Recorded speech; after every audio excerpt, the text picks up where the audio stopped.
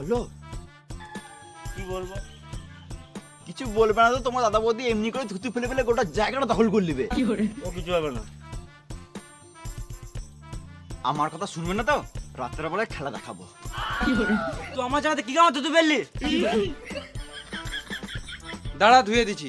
ধোয়া হবে না, তুই আমার জায়গায় থুতু ফেললি কেন? আমি পার্টির লোক ডাকবো। ঝগড়া হচ্ছে তো ভালো করেই হবে। দেখ ভাই, বইয়ের কথা শুনে ঝামেলা করিস না, আমি সব ঠিক করে দিছি।